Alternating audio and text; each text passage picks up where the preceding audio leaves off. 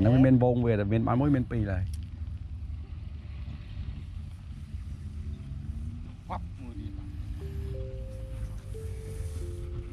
bọt là mà chanh đại đây nó mấy nha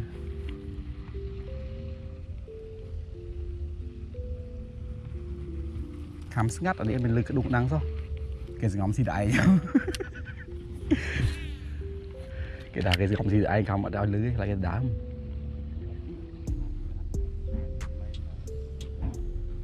tháp chóp chót men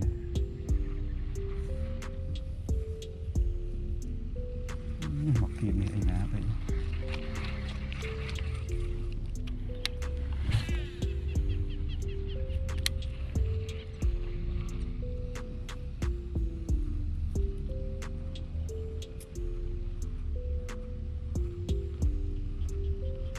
tại vì mình small ấy thấy hôm nay đã đại đi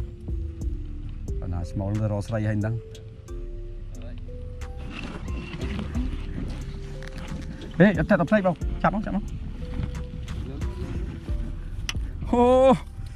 ôi trời ơi ôi tì vào đây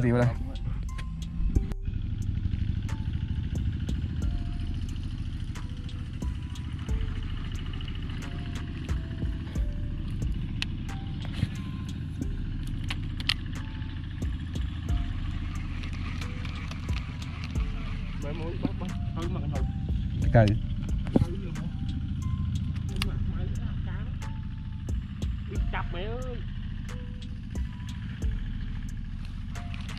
bờ miền thấy nó có biểu hiện không mua tật với hay bị ọt thôi chơi mà lại tròn đây không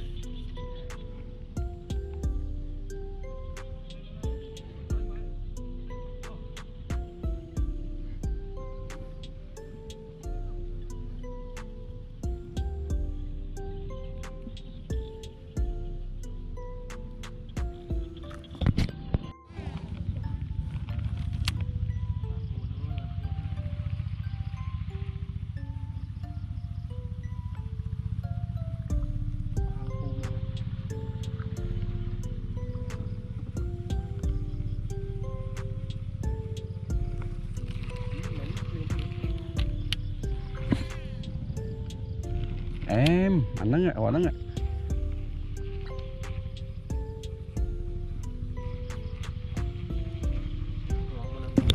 trôi